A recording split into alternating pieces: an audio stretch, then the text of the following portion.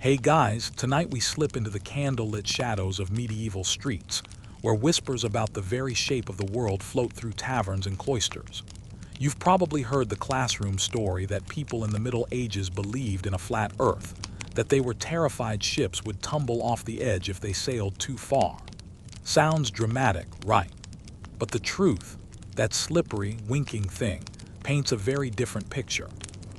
You're about to step into a world where sailors squint at horizons, monks scribble circles on parchment, and kings invest fortunes in voyages across rolling seas. And yes, you probably won't survive this without at least bumping your head against one medieval superstition or two. So before you get comfortable, take a moment to like the video and subscribe, but only if you genuinely enjoy what I do here. And hey, tell me in the comments where you're listening from and what time it is for you right now. Now dim the lights, maybe turn on a fan for that soft background hum, and let's ease into tonight's journey together. You trudge across a muddy market square where fishmongers bellow and cartwheels splash through puddles.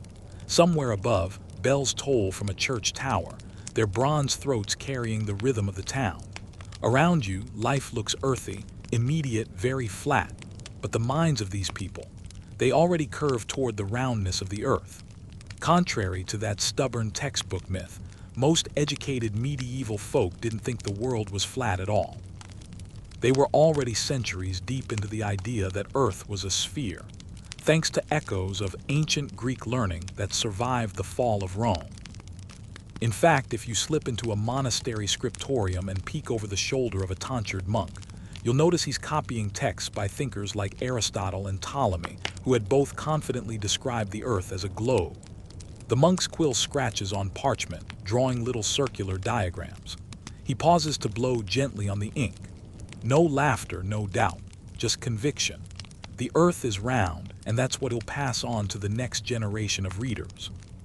The quirky part: many ordinary villagers, those who couldn't read or travel, probably didn't care about the Earth's shape at all. Their world was bounded by forests, rivers, and gossip from the next village. Whether the Earth was round, flat, or shaped like your Aunt Gertrude's soup bowl didn't affect their daily bread. Still, enough travelers and merchants brought back observations of the curved horizon, ships vanishing mast first into the distance, stars shifting as one moved north or south, that the roundness wasn't exactly shocking news. Historians still argue whether some rural folk clung to flat Earth ideas, but the mainstream scholarly picture was surprisingly modern. Now here comes your first reality check. The story about Columbus bravely setting sail while everyone else believed he'd fall off the edge. Total myth. Columbus's contemporaries didn't fear a cliff at the world's end. They feared his math was wrong, that he underestimated how far Asia was. Spoiler, he did miscalculate, but luckily for him, there was an entire continent in the way. Picture the awkward silence if America hadn't been sitting there like a giant safety net. You can almost hear the sailors groaning, "Great, Chris, now we're all dead." Let's take a sensory stroll onto a medieval ship to see how sailors themselves thought about this. You clamber onto creaking planks that smell of tar and salt. Ropes groan as sails catch the wind and gulls scream overhead. You squint at the horizon. When another vessel sails away, its body sinks out of view before its mast, a daily reminder that the sea curves. A sailor spits over the side and shrugs. "Round as a wheel," he mutters. For him, the Earth's shape isn't theory, it's practical knowledge. There's a quirky tidbit, though. Medieval world maps often look wildly inaccurate to modern eyes. If you unroll a mappa mundi, the kind drawn on stretched vellum in the 13th century, you'd see Jerusalem plunked right in the center, with continents distorted into odd blobs. Dragons decorate the edges, and the Garden of Eden floats somewhere near the top. But don't mistake artistic license for ignorance. These maps were less about geography and more about theology, symbolism, and storytelling. People didn't think the Earth was shaped like a pancake just because the map looked funky. They understood it was a spiritual diagram as much as a navigational tool. And speaking of dragons, remember how some old stories claim that sailors feared monsters waiting at the edges of the world? Well, that had some truth. Mariners did worry about sea serpents and krakens lurking beyond familiar waters. The monsters weren't literal geography, though. They were anxiety scribbled in ink. Medieval sailors understood horizons curved, but they didn't know what lurked beyond them, so why not imagine a slimy tentacle or two? To be fair, if you saw a whale surface next to your fragile wooden ship, you might believe in leviathans too. Now let's add a cheeky twist. Imagine you're a medieval tavern goer. You've had 3 mugs of ale and someone says, "The earth is round." You nod. "Aye, and so is my belly after this stew." Then another drunk insists it's flat. The whole place erupts in laughter, because in their culture, flat earth was more a silly notion than a serious belief. In fact, by the late Middle Ages, scholars like Thomas Aquinas and Roger Bacon confidently cited the earth's spherical shape without hesitation. It was, for their intellectual world, a settled matter. But here, where historians still argue, how widely did this knowledge spread outside of monasteries and universities? Some suggest that peasants may have clung to local cosmologies, imagining the heavens as a dome and the earth as a flat floor beneath it. Others argue that because sailors and merchants were so vocal, the idea of roundness seeped into common understanding. It's one of those slippery questions we'll never fully solve, and maybe that's what keeps the myth alive. So how did we end up with the stubborn belief that medieval people thought the earth was flat? Blame a few 19th century writers who loved to paint the Middle Ages as dark and ignorant compared to their own enlightened times. Washington Irving, yes, the same guy who gave us The Legend of Sleepy Hollow, wrote a romanticized biography of Columbus that exaggerated his supposed bravery against flat earth believers. School books ran with the story, because hey, it makes a neat drama for kids. And once a myth gets into a textbook, good luck kicking it out. Let's pause for a sensory callback. Remember the monk with his ink-stained fingers copying Aristotle. Picture him smirking if he could see a modern classroom where kids are told he thought the earth was flat. He'd probably roll his eyes and mutter, "Really? I spent 40 winters hunched over parchment for this." So tonight, as you sink into your pillow, you can imagine drifting across a medieval sea, the ship rocking beneath you, the stars overhead wheeling across the dome of sky. The horizon curves gently, reminding you that even in an age of dragons and relics, people grasp the fundamental truth that the earth rolls endlessly round beneath your feet. You wander forward through the dim corridors of memory, still hearing the echo of monks chuckling about flat earth myths, when suddenly your path opens into something stranger. Entire cities swallowed by earth, whispered about in rumor, and then centuries later, astonishingly found again. It's a shiver-worthy moment, the kind that reminds you myths often carry a kernel of truth hidden under dust and rubble. Imagine trudging down a rutted medieval road. Farmers pass you with carts of hay, beggars stretch out their hands, distant church bells toll. You overhear travelers swapping tailies by a smoky roadside fire. One insists there's a buried city somewhere beyond the hills, a whole town that vanished in a single night because of sin or sorcery or God's wrath. Everyone chuckles except the one with a serious face who mutters, "But my grandmother swore her grandfather saw its towers poking up after a storm." You feel your skin prickle. Legends of sunken towns and lost cities ripple across Europe like a second map overlaying the real one. The mainstream fact here is that some of these myths were anchored in reality. Take the fabled city of Troy. For centuries, Europeans knew it mostly through Homer's epic poems, half legend, half literature. Medieval scholars loved quoting the Trojan stories, weaving them into their own genealogies. Kings claimed descent from Trojan heroes, because why settle for boring ancestors when you can say great-great-granddad was a companion of Hector? Many medieval chroniclers wrote about Troy as if it were real history, but skeptics scoffed. And then, fast forward to the 19th century, archaeologists digging in modern Turkey stumbled onto layers of a very real city that matched the ancient descriptions. Suddenly, those medieval chroniclers, often ridiculed, looked less gullible and more prescient. Now let's step into something closer to the heart of the Middle Ages. Picture yourself in the marshlands of East Anglia, England. The air is thick with mist, reeds whisper in the wind, and stories circulate of towns swallowed whole by floodwaters. Dunwich, once a thriving medieval port, bustled with churches, markets, and ships. But the sea began eating it, storm by storm. Villagers told tales of bells tolling beneath the waves, as if the drowned churches still called the faithful. At the time, listeners treated it like a ghost story, but historians and divers later confirmed that indeed, the sea had devoured Dunwich. The myth of the sunken city wasn't just tavern gossip, it was the lived reality of climate and erosion. Here comes a quirky tidbit. In parts of Germany and Scandinavia, folktales tell of wicked towns that vanished overnight because they mocked priests or ignored the Sabbath. God opened the earth, the stories say, and the city sank into the ground. You might laugh, but archaeologists have indeed found abandoned medieval towns beneath soil and forest. They didn't vanish due to divine tantrum, of course, but rather war, plague, or economics. Still, you can't blame peasants for turning a messy, boring truth into a spicy legend. Admit it, you'd remember the story better if a city disappeared in a single thunderclap than if it just declined slowly because the trade route shifted.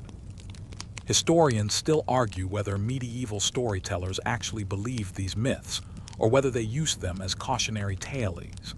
Did villagers sincerely think bells rang from beneath lakes, or did they just enjoy spooking children on winter nights? The line blurs, because belief in the supernatural was woven into daily life.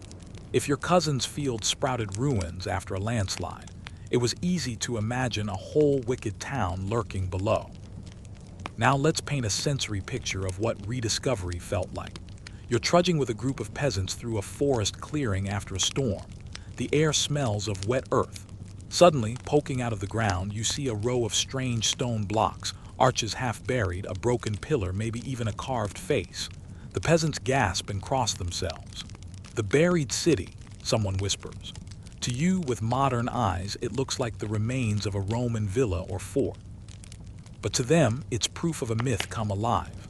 They hurry back to tell others, and the legend grows. Somewhere under their fields, giants or demons once lived. Let's not forget another famous example, Pompeii. While it wasn't medieval in origin, it had been buried centuries earlier when Mount Vesuvius erupted. Its legend trickled through the Middle Ages. Locals in Naples muttered about ruins underfoot, about strange shapes found in the stone. But the full rediscovery didn't come until early modern times. Still, the half-remembered whispers during medieval centuries kept the myth alive, proof that sometimes rumor is just history waiting to resurface. And speaking of resurfacing, let's talk about Cahokia, not in Europe, but across the ocean in North America. While medieval Europeans had no clue about this massive city of earthen mounds, myths from native cultures preserved the memory of great settlements and the collapse of powerful peoples. Later, when European settlers stumbled upon the mounds, they dismissed native stories as exaggeration. But modern archaeology has confirmed it. Cahokia was once a thriving city, larger than London in its day. You can almost hear medieval chroniclers nodding knowingly, because they too believed in grand cities that skeptics later mocked. For a little humor, imagine a medieval bard at a fire strumming a lute. He tells of a city swallowed by the earth because the townsfolk wouldn't share their ale. Someone in the crowd nods solemnly, another rolls his eyes, and a third just mutters, "Honestly, I'd drink the whole cask myself." Jokes aside, the bard's tale sticks, and centuries later archaeologists wonder why so many myths mention disappearing settlements. Sometimes, coincidence is just geography plus imagination. You might be thinking, okay, but did people actually find any cities in the Middle Ages, or was rediscovery always a later affair? The answer, both. Medieval Europeans often stumbled upon Roman ruins and treated them as the remnants of mythic places. To walk among crumbling aqueducts or amphitheaters felt like wandering through fairy tale cities. In Britain, villagers thought Stonehenge was built by giants or wizards. In Italy, peasants called the Colosseum a castle of demons. The ruins were real, but the stories layered over them made them magical. And the most delightful twist, sometimes myths turned out to be maps in disguise. Legends of El Dorado, Prester John, or High Brassel, the Phantom Island west of Ireland, drove explorers onward. Some places never materialized, but others did. Greenland, once dismissed as a sailor's fantasy, became an actual medieval settlement under the Norse. Their sagas spoke of Vinland, too, an echo of North America, which we'll sail into in a later section. You can feel the thrill of truth snapping into place. The buried city, the hidden land, the impossible legend, all stepping out of shadow. Close your eyes for a moment and imagine walking over a grassy hill where sheep graze. Your foot strikes stone. You kneel, brush away the soil, and uncover a carved pattern that hasn't seen sunlight in 1,000 years. The wind tugs at your hair and you realize the myth is breathing again. And so, while tavern gossips in medieval times spoke of drowned bells, sunken towers, or sinful towns swallowed by earth, they weren't always wrong. Some myths were exaggerations, but others were memories of real catastrophes, or half-forgotten ruins, or stories waiting for archaeology to catch up. The earth may bury, but it never fully forgets. You push onward from the misty ruins of buried cities, your boots still dusted with phantom soil, when the road leads you into the clang and shimmer of steel. The air smells of sweat, horses, and oiled leather. Trumpets blare somewhere ahead, and a page scurries past you carrying a knight's helmet almost too big for him. You're stepping into the world of medieval chivalry, a place of tournaments, oaths, and a supposed code that sounds too romantic to be true.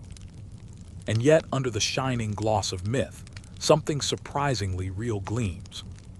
You probably grew up imagining knights as noble warriors who bowed to ladies, defended the weak, and fought with honor. Maybe you even pictured them pausing mid-battle to help an old woman cross the road. Though honestly, that's unlikely unless she was carrying a very valuable chicken. But here's the kicker. While the code of chivalry was messy, inconsistent, and often broken, it did exist. Not just as poetic fantasy, but as a cultural script that shaped behavior, politics, and identity across medieval Europe. Picture yourself in the great hall of a castle. The rafters drip with smoke from torches. Long trestle tables groan with trenchers of bread and greasy roast meat. The lord of the castle presides at the high table, and at his side sits a knight in polished mail, his spurs gleaming. A minstrel begins to recite from the Song of Roland, or maybe from Arthurian tales that swirl with quests and honor. The hall falls quiet. Everyone listens because these stories aren't just entertainment, they're blueprints. They tell knights how they should behave, even if reality often got hilariously messy. The mainstream fact here: by the 12th century, knights were already being shaped by codes that blended warrior duty with Christian virtue. They swore oaths not just to fight but to protect the church, to honor women, at least noble ones, and to show loyalty to their lord. This wasn't universal, of course. Plenty of knights acted like violent thugs when no one was watching. But the code gave medieval society a way to control its most dangerous men. After all, if you've got an army of heavily armored dudes with pointy sticks roaming around, it helps to tell them, hey, you're not just stabbing peasants, you're living by a noble code. Here's your quirky tidbit. Some of the earliest knightly handbooks read less like romantic novels and more like awkward self-help guides. One French cleric wrote a manual telling knights not to swear, not to gamble, and definitely not to cheat on their wives. He might as well have added, and brush your teeth, for heaven's sake. You get the sense that if people had to write down these rules, it's because knights were constantly breaking them. Historians still argue whether chivalry was a real code of conduct or mostly a literary invention. Did knights honestly live by honor? Or did poets just slap shiny words onto messy feudal violence? The debate rages, but archaeology and chronicles give us glimpses that the code wasn't pure fiction. For example, knights often spared fellow nobles on the battlefield, capturing them for ransom instead of killing them. That wasn't just good economics. It reflected a sense that noble blood deserved different treatment. Not so lucky if you were a peasant archer, though. You might find yourself skewered before you could say, "But wait, I'm unarmed." Let's walk you into a tournament to see how this code looked in practice. You squeeze into a throng of villagers, the air alive with roasted meat and spilled ale. Trumpets blare, banners ripple in the wind, and knights thunder into the lists on massive destriers. Spears splinter, crowds roar. But notice, there are rules. No stabbing the horse, no ganging up unfairly, no weapons outside the agreed ones. Even in this chaos, the code of chivalry hums beneath the spectacle. Of course, some knights broke the rules constantly, and marshals had to drag them off like rowdy soccer players. But the fact that rules existed at all shows the myth of knightly honor was rooted in something real. Here's a sensory callback. Remember those villagers whispering about buried bells under the sea? Now imagine those same folks gawking at knights jousting in a field, muttering, "These fellows pretended honor, but I saw Sir Geoffrey drunk in the mud last week." The contrast between the lofty ideal and grubby reality was as sharp then as it is now. The code wasn't just about battle, though. It seeped into courtly love, the notion that knights should adore ladies with devotion bordering on absurdity. You stroll through a noble garden and overhear a troubadour strumming about a knight who spends years sighing at the window of an unattainable lady. Was it exaggerated? Absolutely. But these songs shaped behavior. Knights began dedicating deeds to women, wearing tokens on their armor, even writing embarrassingly flowery poetry. It's as if a TikTok trend took over the entire noble class. And yet the tension remains. On one hand, knights swore to defend widows and orphans. On the other, chronicles show them burning villages during feuds. On one page, they're noble protectors. On the next, they're extortionists demanding protection money. Scholars still argue whether knights believed their own hype or just used the code as convenient PR. For a humorous aside, imagine being a peasant farmer watching two armored knights joust to prove who's more virtuous. Your cabbages are trampled, your fence is smashed, and when you complain, one knight tosses you a coin and says, "Be grateful, we're upholding chivalry." You'd probably mutter something medievally rude under your breath. Another quirky reality check. Knights weren't always male. While rare, records mention women who donned armor and fought. The code of chivalry didn't quite know what to do with them, but the very fact they existed pokes a hole in the all knights were men defending damsels myth. Sometimes, the damsels defended themselves just fine. By the late Middle Ages, the code became almost ceremonial, a nostalgic echo of earlier ideals. As gunpowder spread and knights became less militarily relevant, chivalry lived on more in literature than in real war. But it didn't vanish. Even today, when someone says be chivalrous, they're borrowing a term forged in those smoky great halls centuries ago. The myth lives on because it always contained a core of reality. People really did try, clumsily, inconsistently, imperfectly, to live by an honorable script. As you leave the tournament field, the trumpets fatting behind you, you realize something. The code of chivalry wasn't some golden shield protecting the Middle Ages from chaos.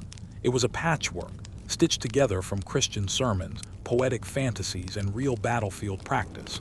Sometimes knights followed it, sometimes they didn't, but the fact that it existed at all proves the myth wasn't empty. The knight's code was real enough to shape lives, even if it was more flexible than legend suggests. The echo of clashing knights fades, replaced by something altogether stranger: music. Not the dignified strum of a courtly lute, but wild, frantic fiddles screeching through the summer air. You push down a crooked medieval street, the cobblestones slick with heat, when suddenly the crowd parts. And there they are, men, women, even children, whirling and stamping as if bewitched. Their faces glisten with sweat, their limbs jerk like marionettes, and though some collapse, others pull them up again and keep dancing. You've stumbled into one of the strangest and most unsettling myths of the Middle Ages, the so-called dancing plagues. Only, as unsettling as it sounds, this one isn't just legend. It really happened. Imagine the scene in 1518 Strasbourg, a bustling city on the Rhine. The bells toll midday, merchants shout prices for barrels of wine and bolts of cloth when a woman named Frau Trafia steps into the street. Without music, without warning, she begins to dance. Not a dainty twirl, not a cheerful jig, just relentless stomping. Neighbors gather, whispering about madness or possession. Hours pass. The sun sinks and still she dances, her feet raw, her body trembling.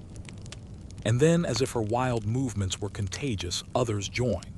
By the week's end, dozens are dancing uncontrollably. Within a month, hundreds. Some drop dead of exhaustion, others stagger until their shoes shred. Chroniclers shake their heads and write down what they see.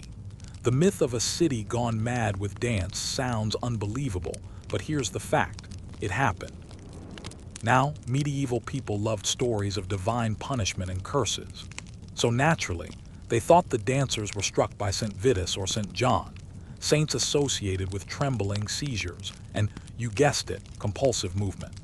The victims were herded to chapels dedicated to these saints. Hopping prayer would calm their limbs. In one particularly quirky tidbit, officials even hired musicians to accompany the dancers, thinking that maybe the frenzy just needed to be danced out. Spoiler, that did not work. Picture it: a city literally staging dance marathons for people who were already collapsing. Somewhere in the background, a medieval official mutters, "Brilliant idea," while a fiddler shrugs and tunes his strings. Historians still argue about the cause of these outbreaks. Some say it was mass hysteria, what we now call psychogenic illness, where social stress and fear trigger real physical symptoms in groups. Others suggest ergot poisoning from moldy rye bread, which can cause spasms, hallucinations, and convulsions. Yes, the same fungus blamed for some Salem witch trial behaviors centuries later. But ergot poisoning doesn't quite fit. Victims of ergot usually convulse, not dance rhythmically for weeks. The debate remains open, and the mystery adds to the legend's eerie power.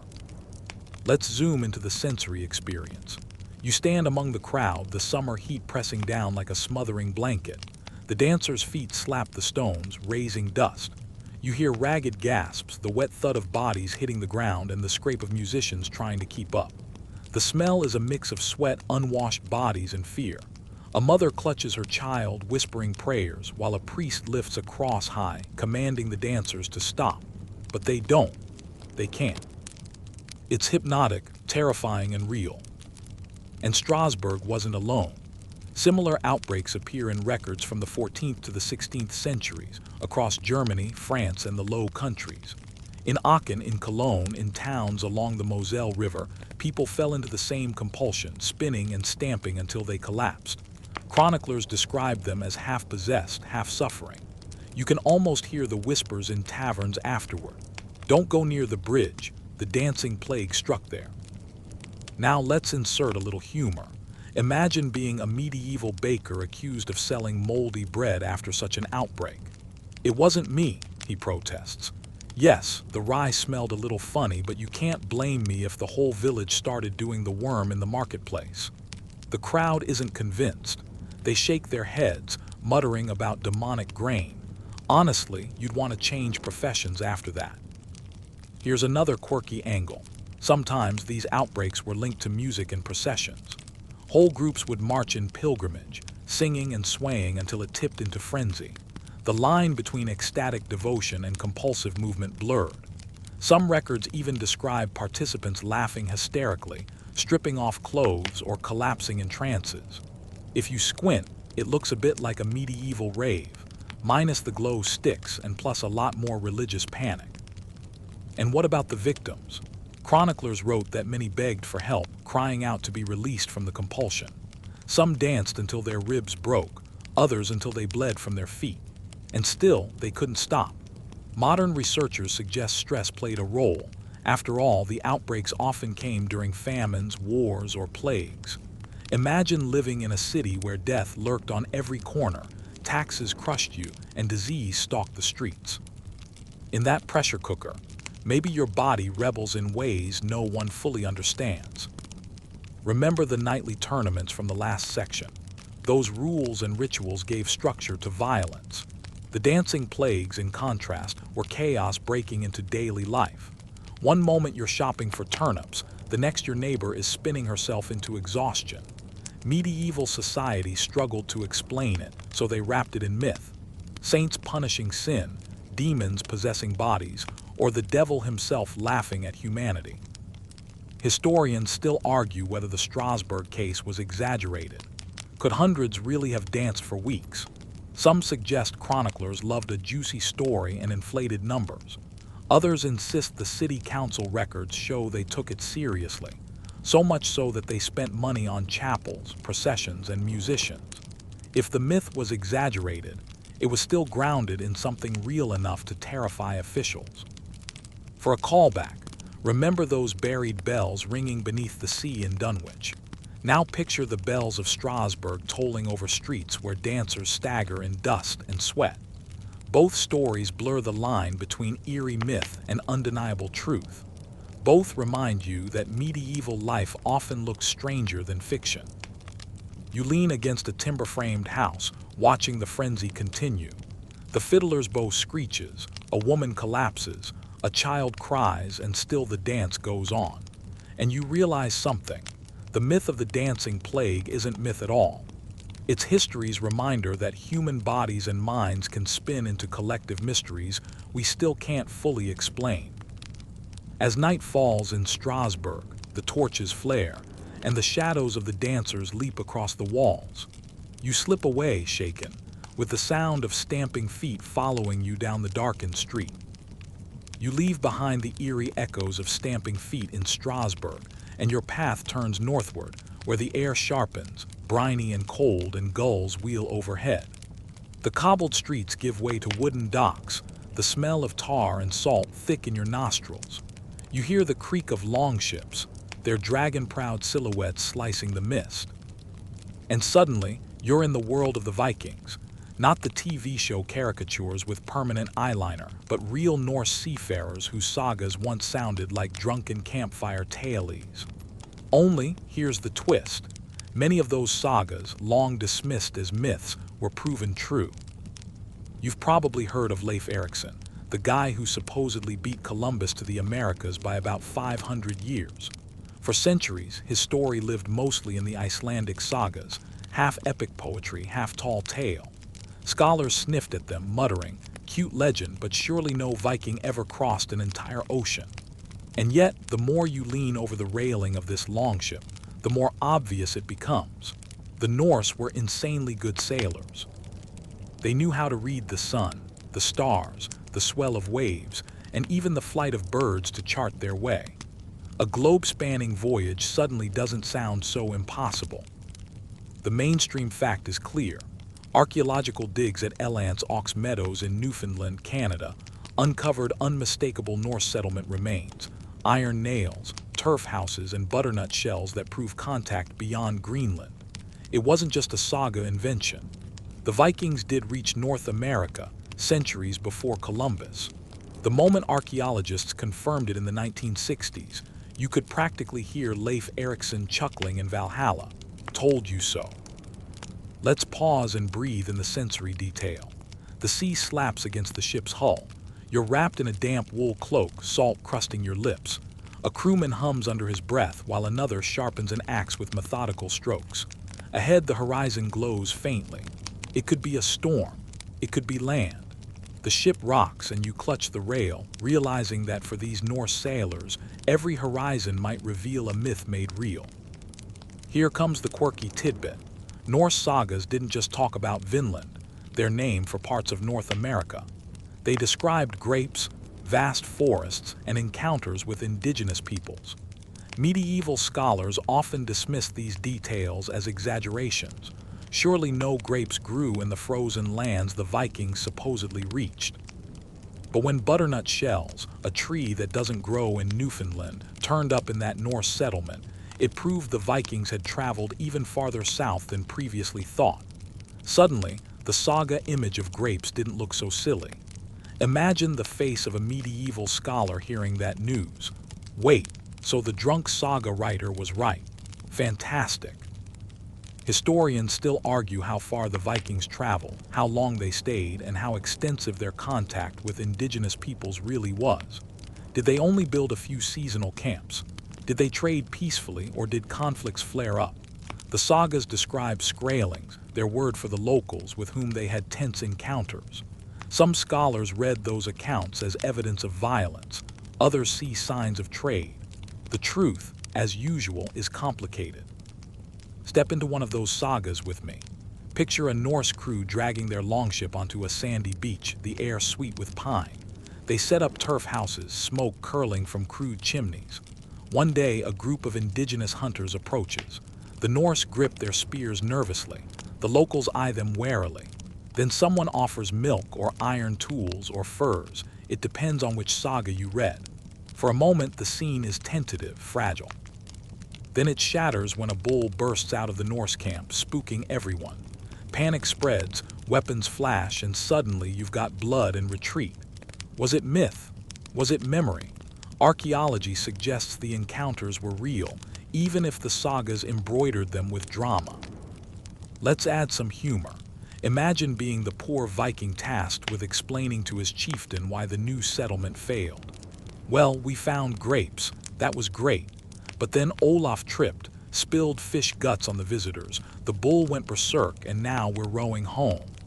Not exactly the glorious saga ending they wanted. But remember, even if Vinland didn't become a permanent colony, the very fact it existed mattered. It proved that medieval Europeans crossed the Atlantic and came back with stories. The sagas preserved them, half legend, half truth, until archaeologists literally dug the proof out of the Canadian soil. And the cherry on top, medieval cartographers drew hints of far western lands. The Hereford Mappa Mundi, a 13th century map, doesn't show Vinland explicitly, but later Norse maps from Greenland include strange western coasts that may reflect dim memories of those voyages. Here's a sensory callback. Remember the drowned bells of Dunwich or the dancing frenzy in Strasbourg? Just as villagers told stories of vanished cities or cursed dancers, Norse storytellers passed down tales of a western land. Their neighbors laughed, but the bones of turf houses in Newfoundland said otherwise. Myths, once again, proved to be time capsules. Now let's climb below deck for a moment. You crouch in the dark belly of the longship, barrels creaking, the smell of dried fish and tar suffocating. A sailor snores in the corner while another murmurs a prayer to Thor. These men aren't mythical giants, they're practical people, risking storms and starvation. Yet centuries later, their deeds became legends, doubted until spades in the earth proved otherwise. Historians still argue whether the Norse influence left ripples in Europe beyond sagas. Did news of Vinland reach southern courts? Did it inspire Columbus centuries later? Some claim Columbus may have heard whispers from Icelandic sailors. Others argue he sailed blind, guided more by flawed maps than Viking rumors. The debate keeps historians busy, and you can almost hear the sagas chuckling. We were here first. Argue all you like. For a humorous aside, picture medieval tavern gossip in Iceland. A sailor slams his mug down. I swear I saw lands full of grapes across the sea. His neighbor snorts. Sure you did, Bjorn, and I suppose the sea itself sang you lullabies. Everyone laughs, until centuries later, archaeologists confirm Bjorn's drunken tale. Vindication tastes sweet, even if it's delayed by 500 years.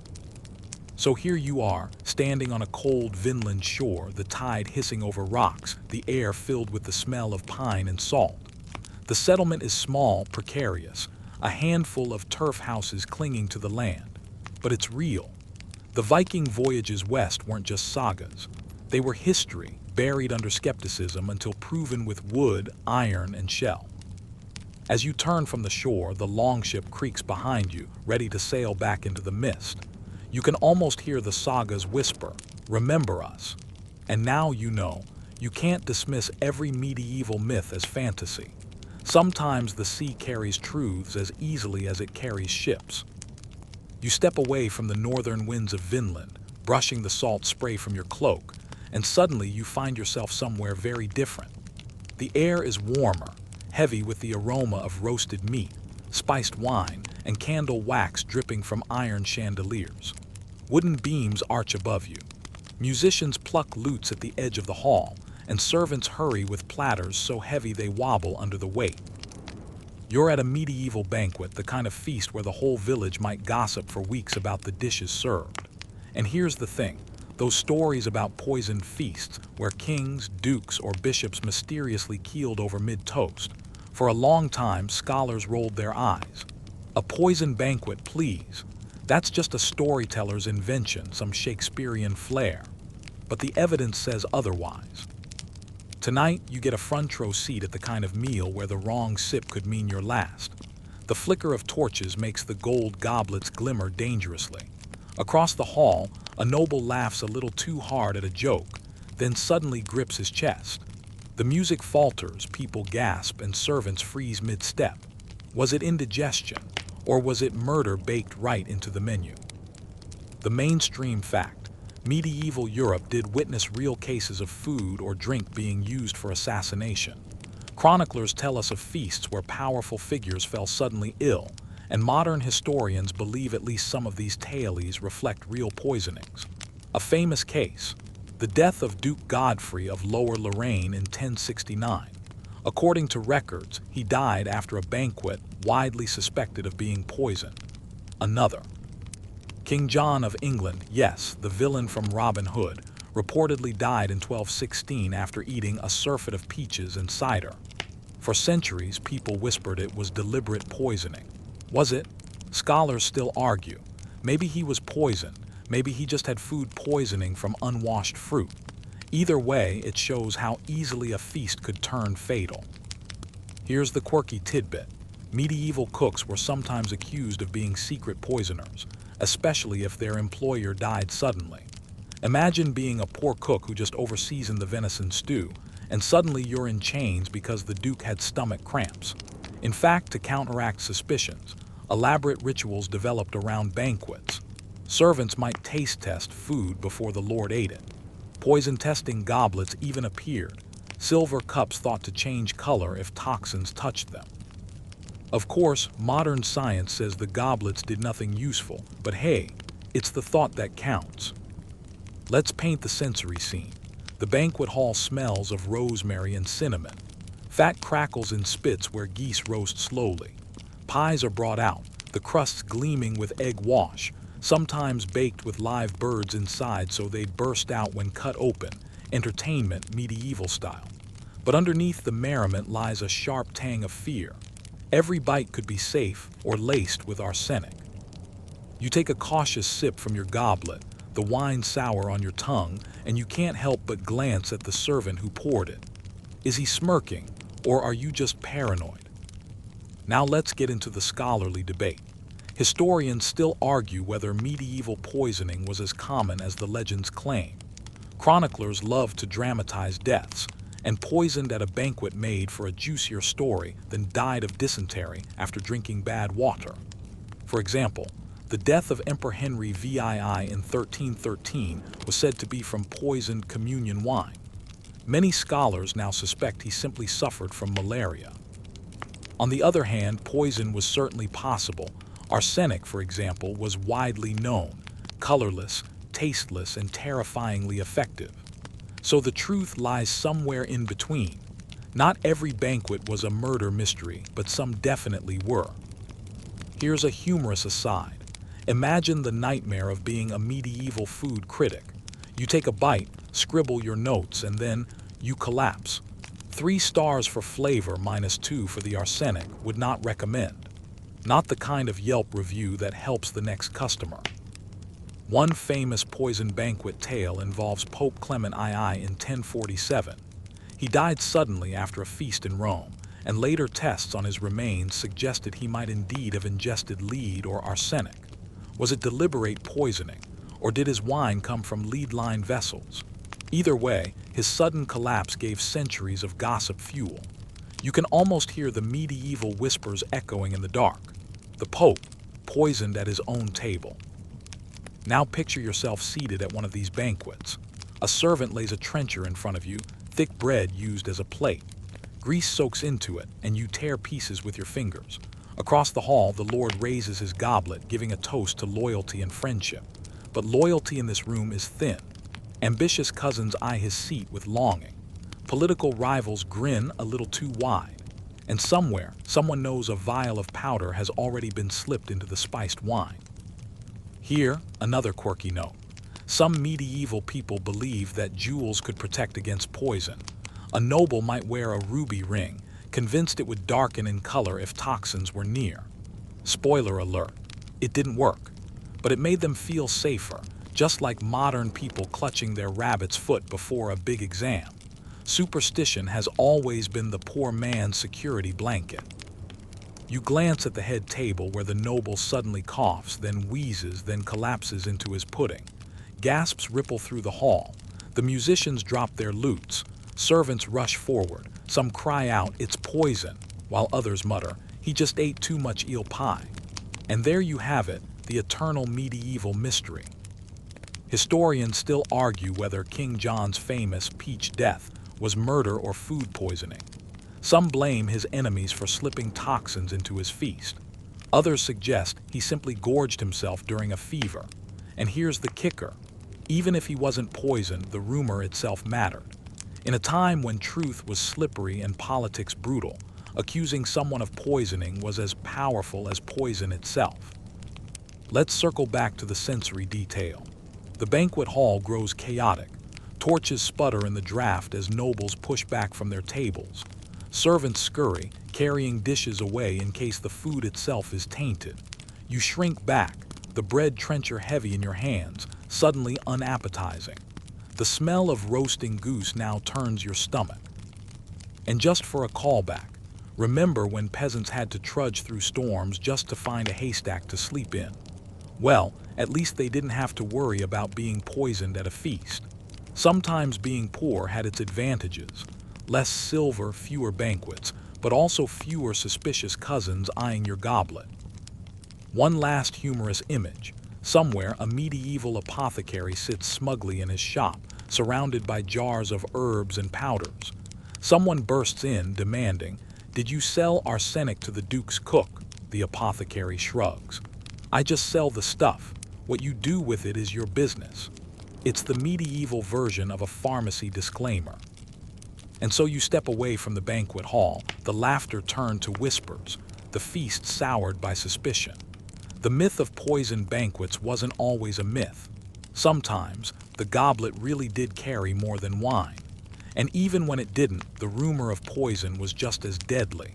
Because in the medieval world, perception could kill as surely as powder in your cup. The echoes of the poisoned banquet still linger in your ears, the clatter of overturned goblets, the whispered accusations, the sudden chill that fell over the hall. You step outside, relieved to breathe fresh air. But as the laughter and suspicion fade behind you, another sound takes its place. The faint scratching of quills, the whisper of parchment turning, the low drone of chanting voices in stone corridors. Your journey has led you to the cloistered silence of a medieval monastery, where secrets were inked into the world not with swords or poison, but with patient strokes of black and red. You push open a heavy oak door, its iron hinges groaning, and slip inside.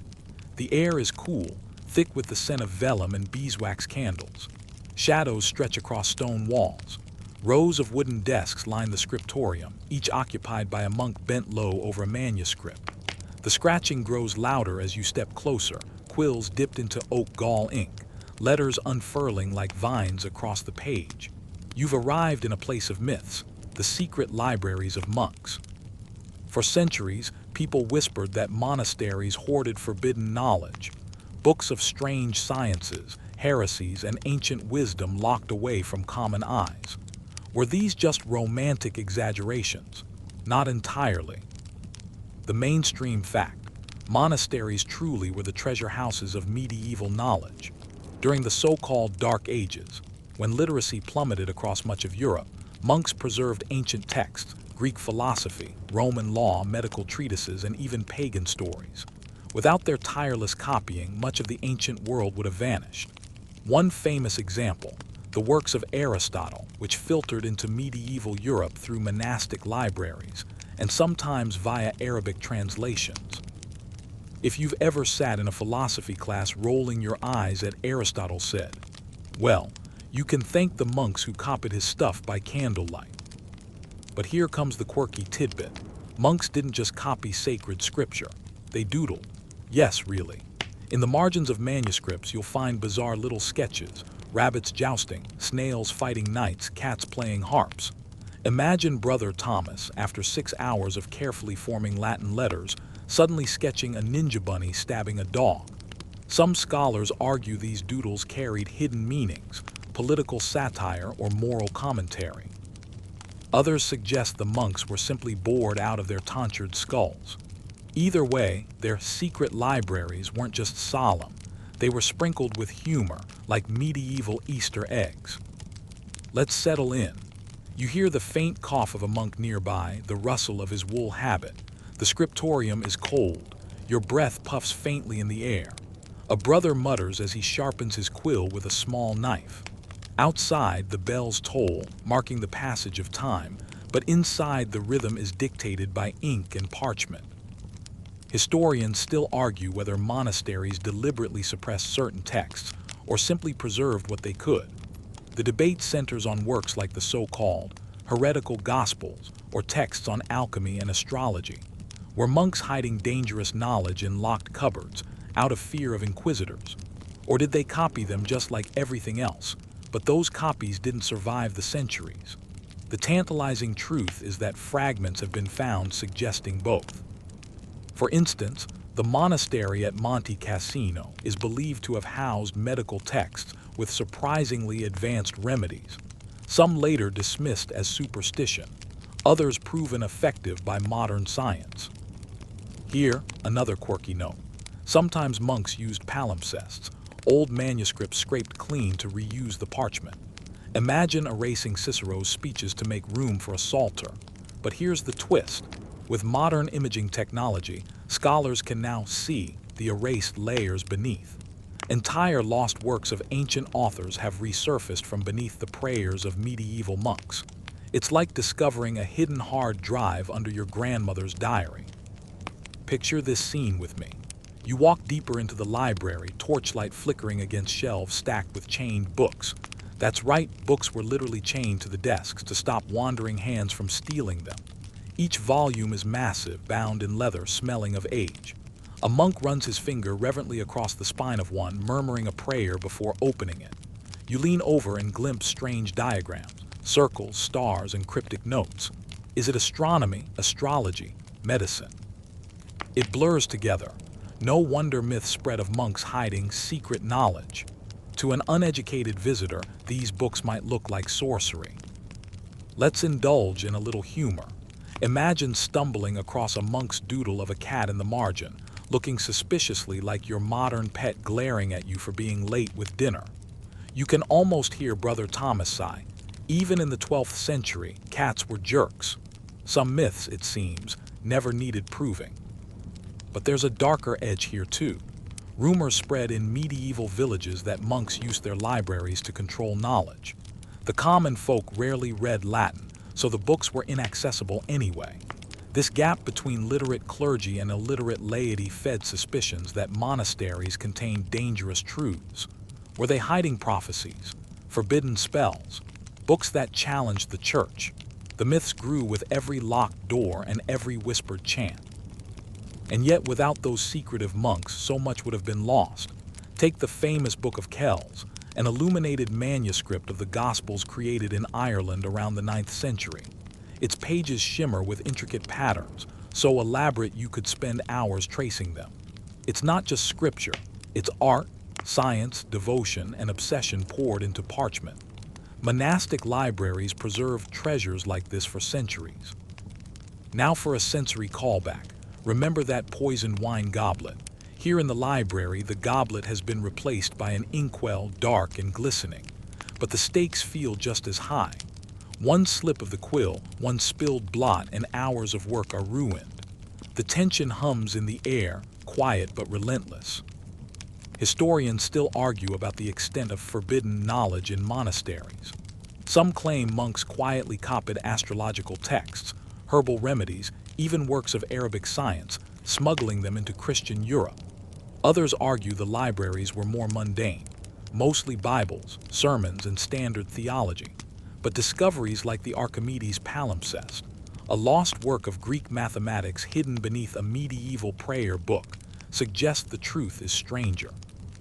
Even in their devotion, monks preserved science accidentally. Another quirky tidbit, some monks wrote little complaints in the margins.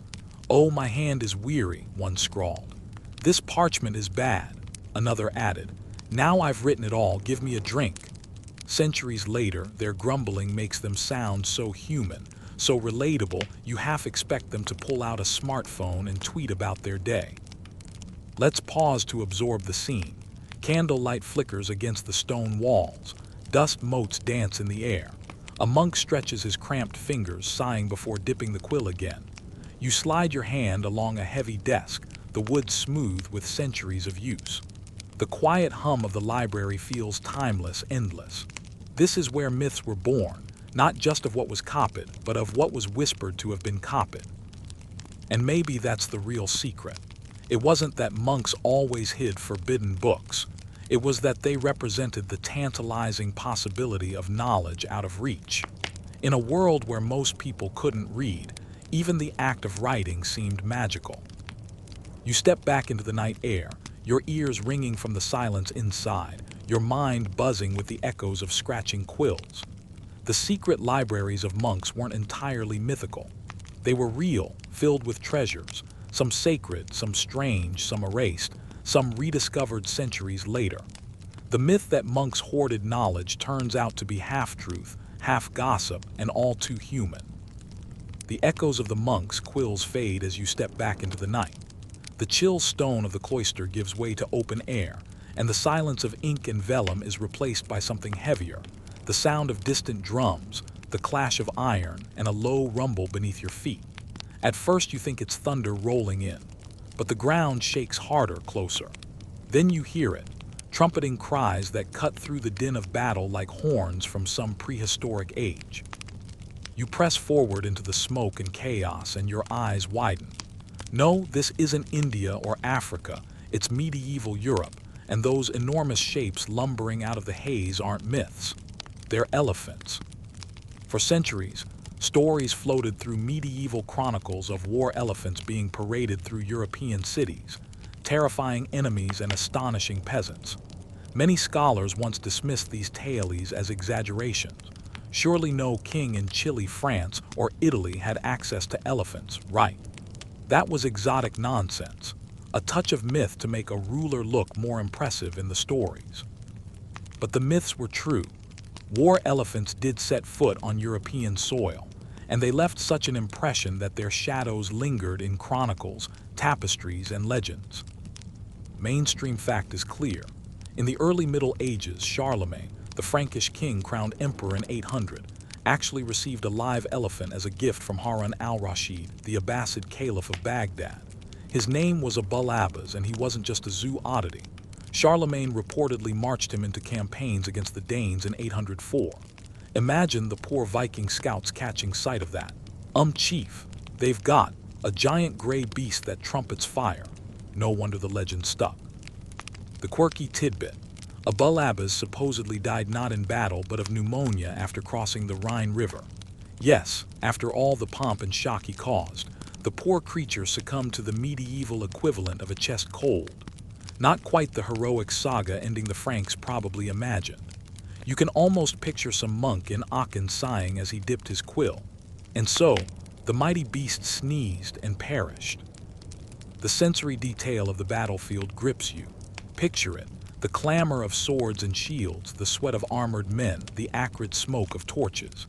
Then, looming above it all, the bulk of an elephant, tusks capped with gleaming bronze, its hide painted with strange symbols, its handler perched on its back urging it forward with shouts in a foreign tongue. Horses rear in terror. Men scatter. For a moment, the elephant is less an animal and more a living myth, proof that rulers could command not just armies, but the wonders of distant lands. Historians still argue how common elephants were in European warfare. Were they truly used as weapons, or more often as symbols of royal power? The truth leans toward the latter. While rulers like Charlemagne, Frederick II, and even some crusader lords possessed elephants, the animals were rare, expensive, and difficult to maintain in Europe's climate. Scholars suggest that while elephants may have terrified opponents in ceremonial displays or first encounters, their practical battlefield use was limited. Still, the psychological effect was immense. Here, another quirky note. In the 13th century, Frederick II of the Holy Roman Empire owned an elephant that became famous across Europe. Chroniclers wrote of how it was paraded in battles in Italy, its massive frame striking fear into enemies. But just as often, the elephant was wheeled out during ceremonies to impress allies and ambassadors. You get the sense that medieval kings treated elephants the way modern leaders show off nuclear missiles at parades, symbols of power, whether or not they were practical.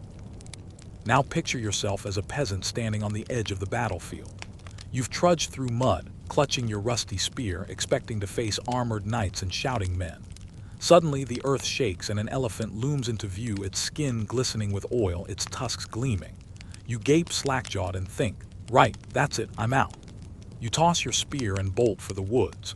Who could blame you? For someone who'd never seen anything larger than an ox, the beast must have looked like a walking god. Let's bring in a humorous aside. Imagine being the poor scribe tasked with drawing this elephant in a manuscript. You've never seen one in your life. You've heard descriptions, big, gray, trunk like a snake. So you sketch it and it ends up looking like a cow with a hose stuck to its face. That's why so many medieval elephant drawings look, frankly, ridiculous. Some look like hairy pigs, others like giant dogs. But those doodles prove the tailies of elephants weren't inventions. They were misunderstood memories. Back to the battlefield. The elephant trumpets, horses bolt, and knights curse. The beast lumbers forward, scattering men like straw. But the handlers know the truth.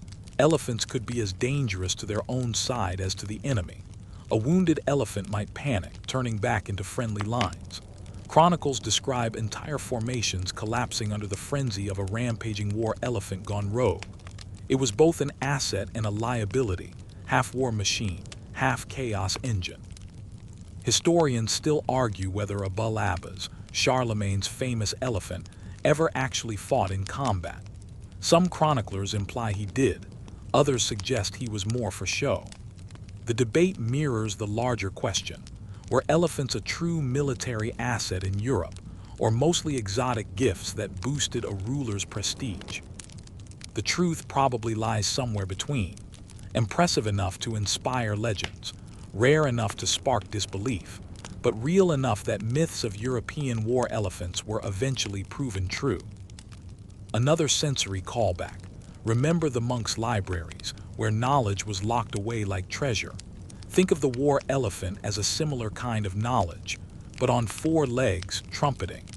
The elephant embodied connections across continents, a living reminder that Europe wasn't isolated, but plugged into global networks of trade, diplomacy, and myth. Let's toss in another quirky tidbit: medieval bestiaries. The animal encyclopedias monks copied often described elephants in bizarre ways. Some said they were afraid of mice. Yes, that old cartoon cliché has ancient roots. Others claimed elephants lived hundreds of years and leaned against trees to sleep. Reading those entries now, you can tell the writers had never actually met an elephant. But when live elephants arrived in Europe, suddenly the myths had to adjust. It's like hearing Bigfoot legends all your life, then seeing one trot through your village square. And here's the humor. Somewhere a medieval knight probably complained, "You expect me to fight that thing? My armor squeaks when it rains. I'm not jousting a gray mountain with tusks." You can almost hear the eye roll. Picture the scene one last time. A battlefield in Italy, dust swirling, banners snapping in the wind. Soldiers clash in the mud. Then from the distance the ground quakes. An elephant lumbers forward, its handler shouting commands, its tusks flashing. The soldiers hesitate, their courage faltering. For them, this isn't just an animal, it's a monster from legend. And for centuries afterward, stories of that beast would be told and retold, half myth, half memory, until archaeologists, chroniclers, and even skeletal remains confirmed. Yes, elephants walked in medieval Europe. The myth of European war elephants wasn't pure fantasy.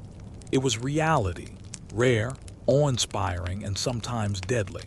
And once again, what sounded like an exaggeration in the sagas and chronicles turned out to be true, waiting for history to catch up.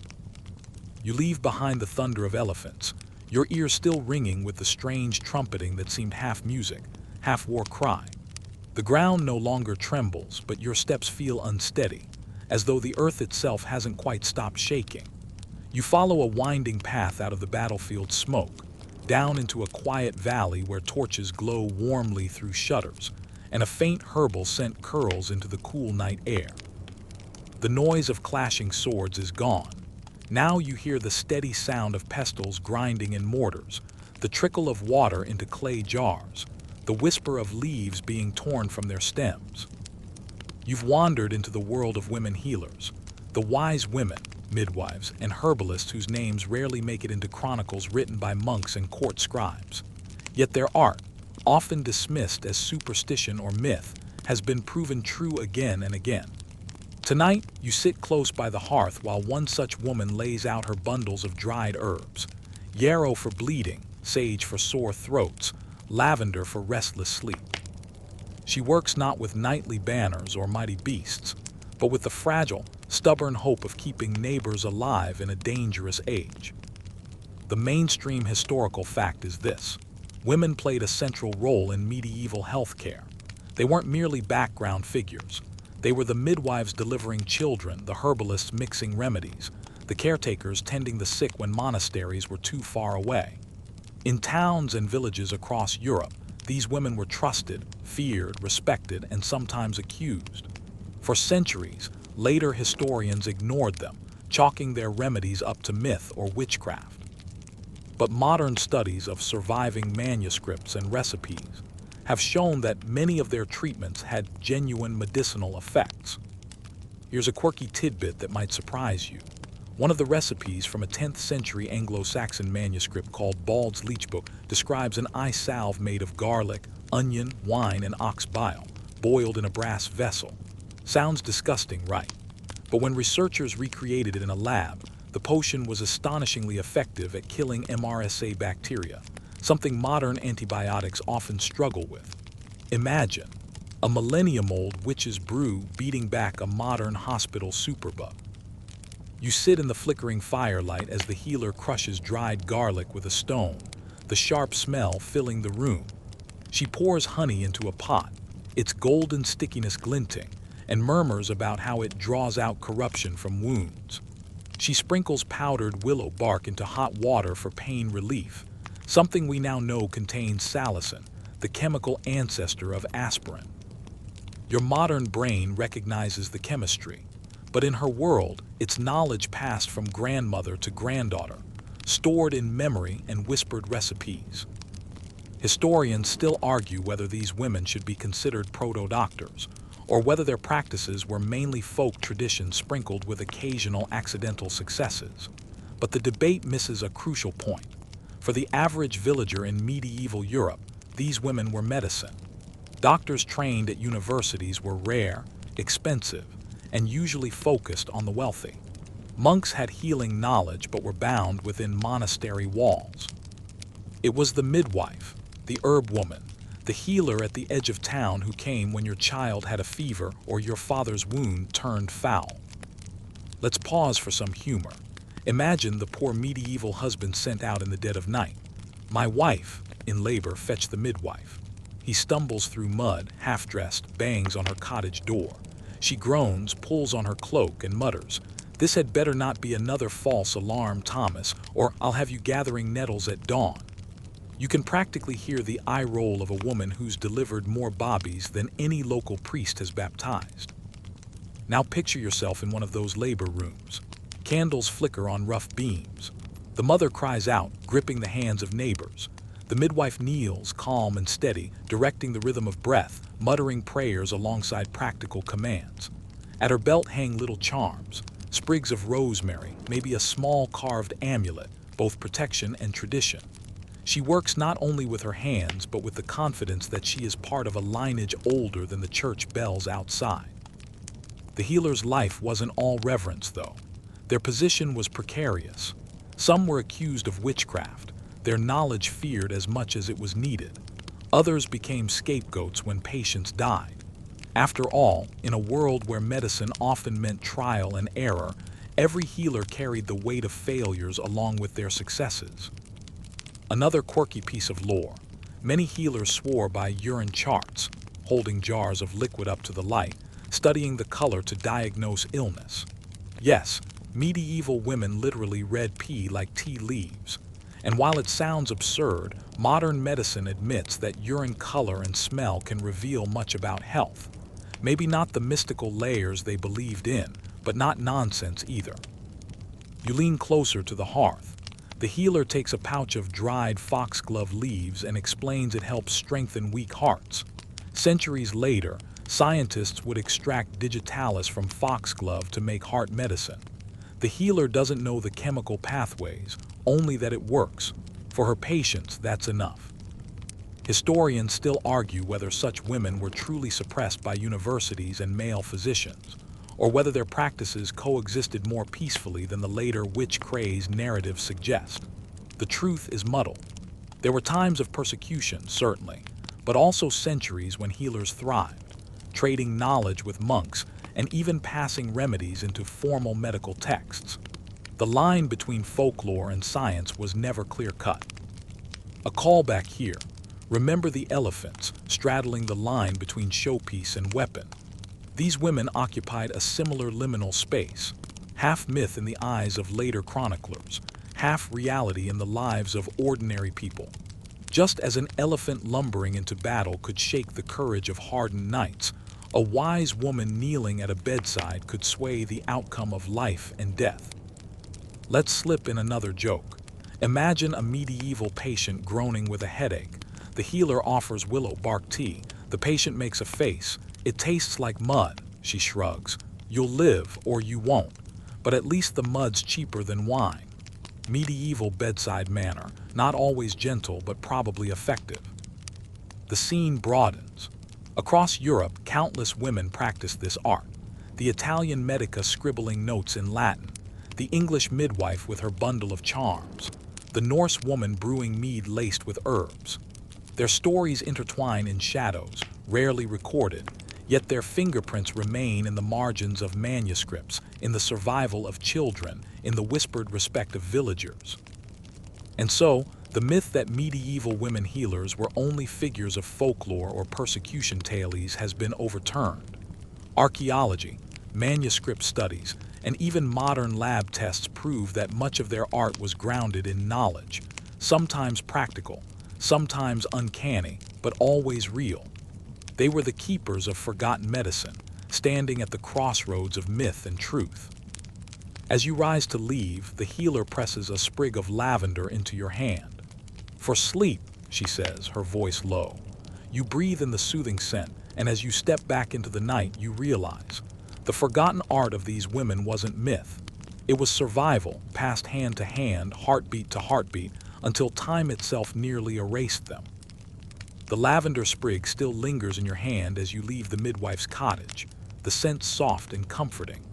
But soon the aroma of herbs is replaced by another smell, smoke, soot, and the sharp tang of iron. You follow the glow on the horizon, and the night deepens into the roar of battle.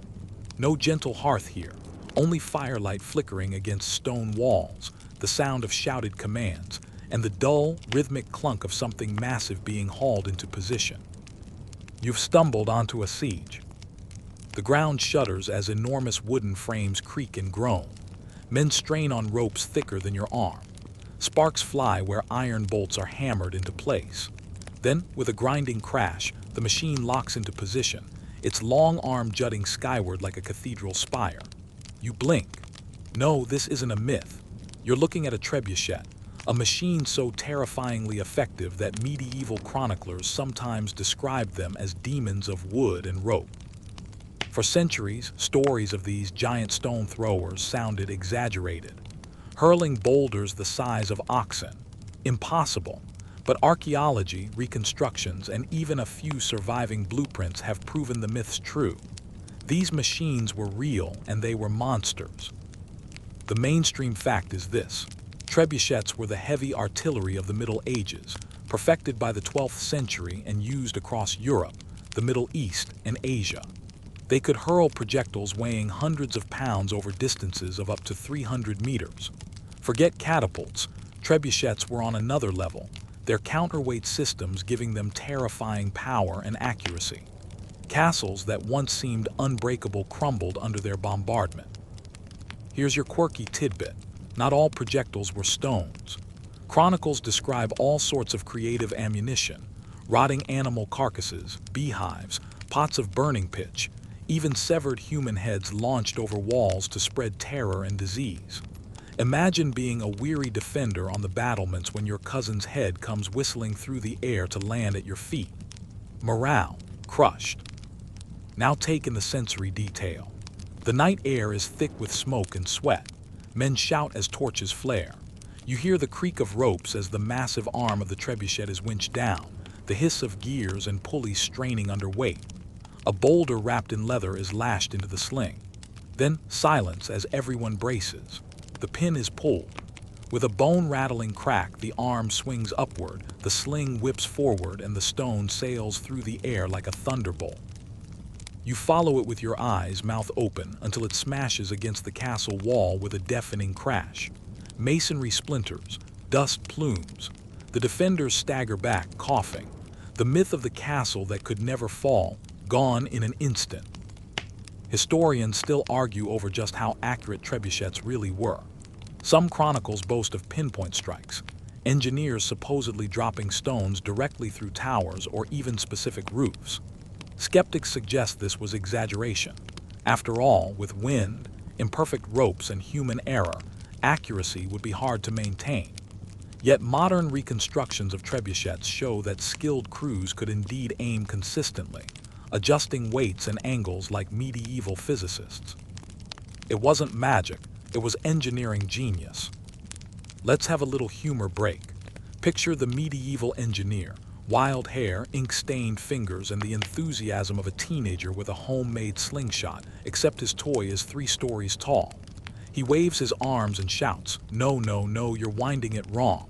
That's why we missed the latrine tower." Meanwhile, peasants shake their heads. This guy, about to lob a donkey over the wall, isn't he? And honestly, he might. And yes, donkeys were sometimes launched. One Arab chronicler wryly noted that defenders hurled animals that had died of the plague at besiegers. Talk about biological warfare: messy, smelly, and very real. As you wander closer, you realize trebuchets weren't the only machines. Siege towers roll forward like giant wooden skyscrapers on wheels. Battering rams crash against gates, covered by thick roofs of wet hides to prevent fire. Ballistae snap bolts the size of tree trunks across the field. To the defenders on the walls, these machines must have looked like nightmares given form. And for centuries, people told tales of machines so huge they sounded mythical. But archaeology has uncovered iron fittings, carved stones shaped for launch, and manuscripts full of diagrams. The myths were blueprints all along. Another quirky note: in 1173, at the Siege of Acre during the Crusades, one trebuchet was nicknamed Evil Neighbor by the defenders. Not very poetic, but very accurate. Every time it launched, it smashed another chunk of wall. In retaliation, the defenders built their own, calling it Bad Relation. Imagine 2 giant machines lobbing boulders at each other across a battlefield while exhausted soldiers cheered like it was a medieval baseball game. Historians still argue whether trebuchets truly spelled the end of castles, or whether gunpowder weapons later did the real work. The debate circles endlessly. Did these mighty engines simply accelerate the arms race, forcing thicker walls and new designs? Or were they already being eclipsed by cannons by the late 14th century? Either way, for a few glorious centuries, the trebuchet ruled the battlefield as king of destruction. Step back in your mind. Think of the monks copying manuscripts of elephants lumbering across fields, of midwives grinding herbs. Each time, you've seen how myth blurred with truth. The siege engines are another perfect example. For generations, children heard wild tales of giant catapults hurling stones that could crush towers. It sounded like bedtime exaggeration. But now you've stood in the mud, smelled the burning pitch, and watched a boulder arc against the stars. The machines weren't fantasy, they were terrifyingly real. And here's a callback for fun. Remember when we laughed about the monk who had to draw an elephant without ever seeing one? Imagine the same scribe trying to sketch a trebuchet. He'd scrawl a crooked triangle with some squiggles, and the poor reader centuries later would think, ah yes, a strange kind of harp. But when archaeologists reconstructed those squiggles, the result was a 20-ton death machine. For the ordinary peasant caught in a siege, these machines were the stuff of nightmares. You might wake at dawn to the sound of drums, grab your spear, climb the wall, and then see a tower of wood taller than your church rolling toward you. Or hear the whistle of stones overhead, praying they don't land in the courtyard where your children sleep. Myths of monsters and dragons had nothing on the very real terror of an enemy trebuchet. Let's end with one last image. The final stone is winched into place. Torches flare as men haul on ropes. The arm creaks, the weight shifts, the pin is pulled. With a thunderous crash, the stone arcs into the night sky, blotting out the stars for a heartbeat. It smashes into the castle keep, and the defenders know the walls won't last. No myth can save them. The siege machines that defied belief were no bedtime fables. They were reality, lumbering, creaking, terrifying reality that reshaped the medieval world. The thunder of the trebuchet fades into the night, its echo trailing away across the ruined battlements. You brush the dust from your clothes, step around splintered beams, and wander into a quieter place. The battlefield is behind you now, and in its place lies a meadow under the moon. The grass is tall, silvered with dew, and the air has that hollow stillness you only notice in graveyards. And then you see it, a low mound half hidden by weeds, the stones at its edge worn smooth by centuries. You crouch down, brushing away soil. Beneath the grass is a slab carved faintly with a cross, its lines barely visible. And in that moment the past yawns open. You realize you're standing at the resting place of knights. Not the shining, polished Hollywood kind, but real men, buried with their armor. For centuries, rumors swirled about strange discoveries. Helmets shaped oddly, swords unlike any others, armor that didn't fit the neat timeline scribes liked to copy. People called them myths, or mistranslations, or exaggerations. But dig by dig, grave by grave, archaeologists uncovered the truth. These knights and their strange armor really existed. The mainstream historical fact. Europe's soil has yielded countless medieval graves containing warriors clad in weapons and armor that challenge neat textbook categories. Excavations in places like Visby, Sweden, and Toten, England, revealed not only standard chainmail and swords, but bizarre hybrid gear, helmets with unusual nasal guards, lamellar plates borrowed from Eastern styles, and weapons that blended cultures. Far from uniform, medieval warfare was a patchwork, and the graves proved it. Here's your quirky tidbit. At the Battle of Visby in 1361, when the Danes slaughtered the Gotlanders, many of the dead were buried still wearing their armor. Centuries later, when the graves were opened, the archaeologists found the skeletons with mail shirts still clinging to bone, helmets dented where blades had struck. One man had a skull split neatly in two, the blow so clean it could have been measured with a ruler. It sounds gruesome, but the armor preserved alongside the bodies gave us some of the clearest evidence of what medieval warriors actually wore, not the fantasy costumes painted in manuscripts. Imagine it now. You kneel at the edge of a grave, the soil cool under your fingers. You uncover the curve of a helmet, its metal rusted to brown, but its shape still clear. The nose guard juts forward like a hooked beak, not the simple straight bar you expected. Beside it, the sword is shorter, broader, almost crude, except for the faint etchings of a cross along the blade. You can smell the iron tang of rust, feel the grit against your fingertips, and suddenly the centuries between you and the knight collapse. This was a real man, not a myth, and his armor was unlike the ones you've seen in museums. Historians still argue over why these strange armors appear. Were they the products of local blacksmiths improvising with whatever materials they had? Were they battlefield loot, taken from fallen enemies and refashioned? Or do they prove something bigger, that medieval Europe was far more interconnected, with Eastern styles seeping westward through trade, crusade, and mercenary work?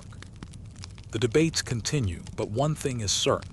The armor was real, and it didn't fit the neat categories of Norman or Gothic or Italian you see in glossy books. Let's slip in some humor. Imagine a medieval knight strapping on one of these odd helmets, only to have his squire snicker. "My lord, you look like a chicken about to lay an egg." The knight scowls, mutters something about protection being more important than fashion, and stomps off to war. A century later, historians gape at the helmet and argue about whether it's evidence of Byzantine influence or just a blacksmith who was really into bird shapes. Back to the graves. In Toten, the bloodiest battle of the Wars of the Roses, 1461, skeletons were found with helmets dented by multiple blows. One poor man had been struck 6 times in the skull, each dent deeper than the last. His armor didn't save him, but it preserved the story of the blows. And next to him, another had armor pieces that didn't match. A Milanese-style gauntlet on one hand, a crude local one on the other. It looked like medieval mix and match, as if knights raided pawnshops before battle. Now here's a callback. Remember the monks scribbling bestiaries, drawing elephants they'd never seen? Armor myths work the same way. Chroniclers loved to write of knights clad in shining plate, perfectly fitted, all uniform like chess pieces. But the graves prove otherwise. Real armor was messy, inconsistent, patched together, scarred, and strange. The myths polished the image, but the dirt gave us the truth. Another quirky tidbit. In Eastern Europe, graves sometimes revealed warriors buried with lamellar armor, small overlapping plates laced together, more common in Mongol or Byzantine armies. Yet here they were, dug up in Poland or Hungary. It suggests cultural blending, knights picking up ideas and gear from foes or allies alike. The myth of Europe as isolated, crushed like a dented helmet. Historians still argue whether these burials mean knights were regularly buried in full armor, or whether these are exceptional cases of sudden mass graves, like Visby, where stripping the dead wasn't possible. Some insist that most armor was far too valuable to be buried. Others counter that in chaotic battles, practicality trumped profit. The debate lingers, but the bones and rusted steel remain. Let's bring in some sensory play. Picture yourself lowering into one of these open graves. The air is stale, tinged with damp soil. Rust flakes crumble under your fingertips as you trace the curve of a gauntlet. A sword, once bright, now dull and rough, lies across a pelvis. You lean closer, almost expecting the skeleton to shift, to grip the weapon again. And for a second, you understand why people once whispered about restless knights buried in armor. They looked ready to rise. For humor, imagine being the archaeologist who carefully brushes away dirt only to realize the knight's helmet looks suspiciously like a cooking pot. You jot notes, possible hybrid kettle helm. Your colleague chuckles. Hybrid nothing. His wife probably sent him to war in her stew pot. But just aside, the graves changed history. The myth of uniform knights, gleaming in matched sets of armor, shattered. Instead, we found warriors wearing strange, hybrid, and often improvised gear. Their armor didn't look like the neat illustrations. It looked like life, messy, practical, and unpredictable. So you stand in the moonlit meadow, staring into an open grave. A knight lies before you, bones fragile, armor strange. He was once myth, a shining figure in songs.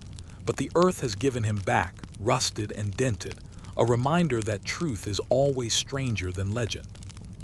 And as you rise, brushing soil from your knees, you realize that the forgotten knights buried in strange armor are not gone.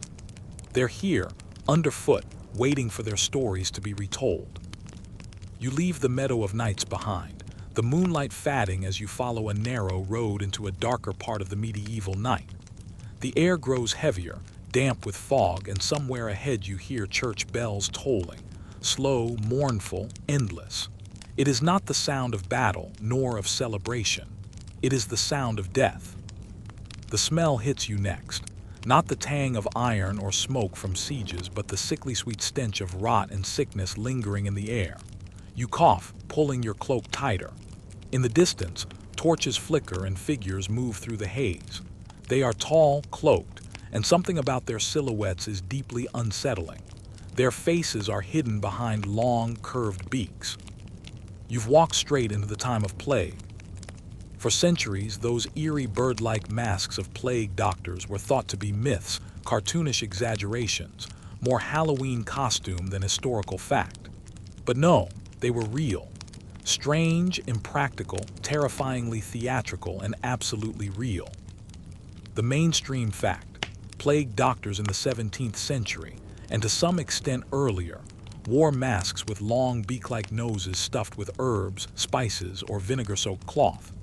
They believed the beak filtered out the miasma, the bad air, thought to spread disease.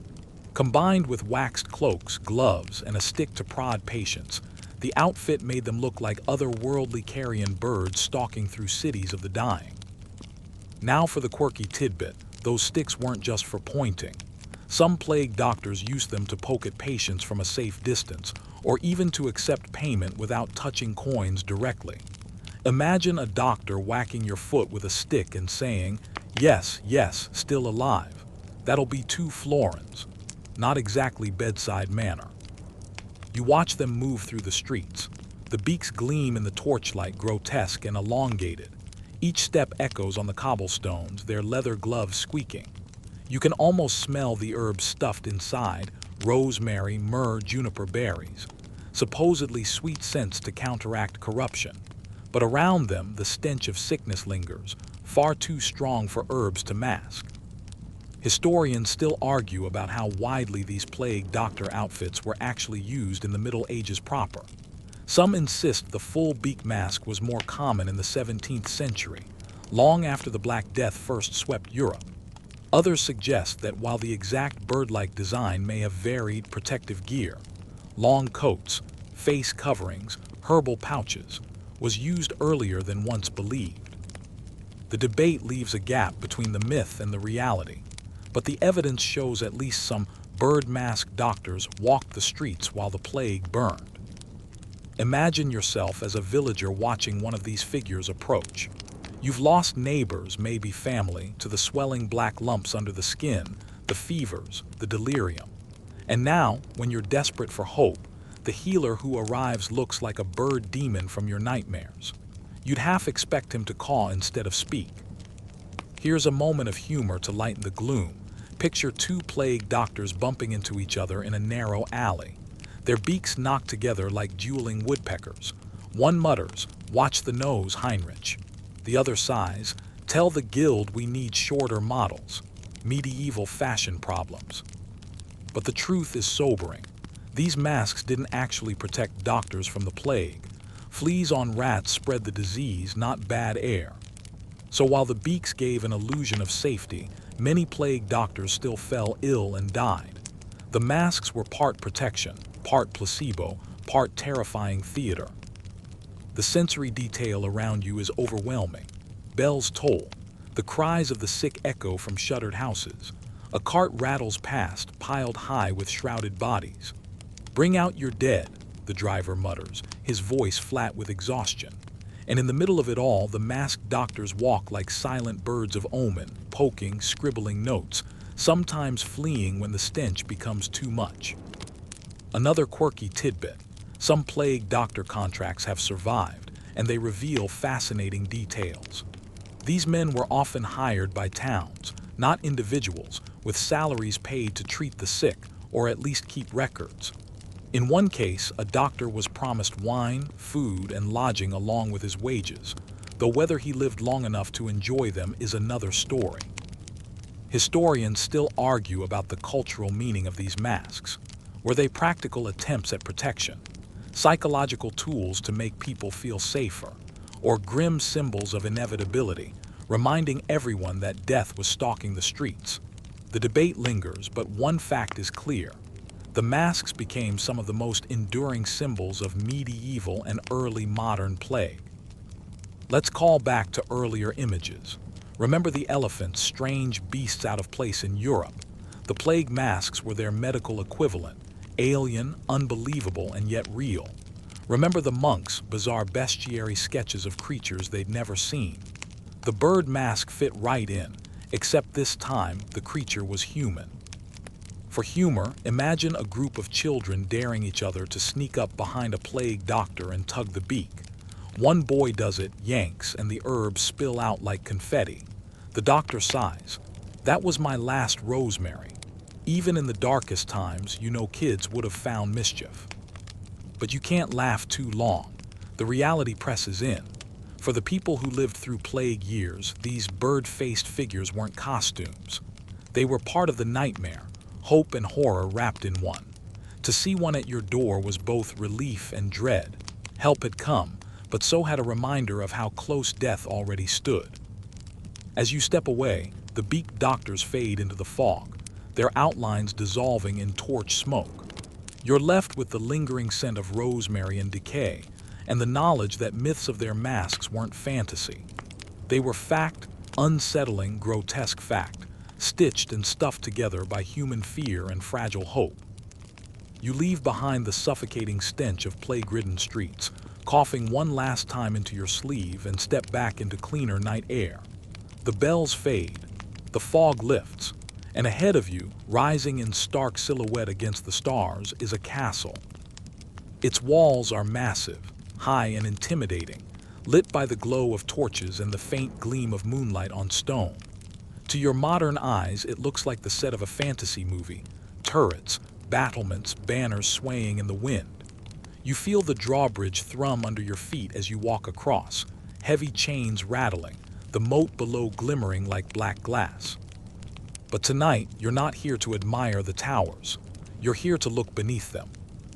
For centuries, stories circulated about medieval castles riddled with secret passages, escape tunnels, and hidden rooms. At first, historians scoffed. Romantic exaggeration, they said, the kind of embellishments minstrels sang to make fortresses sound more dramatic. But time and excavation proved them wrong. Many castles did indeed hide labyrinths beneath their stone feet, and some of them stretched farther and deeper than anyone expected. The mainstream fact: several castles across Europe have been found with genuine escape tunnels, some leading to rivers for quick getaways, others running beneath the countryside for hundreds of meters. Archaeologists digging beneath Dover Castle, for example, uncovered sprawling underground tunnels that were expanded during later wars but began in medieval times.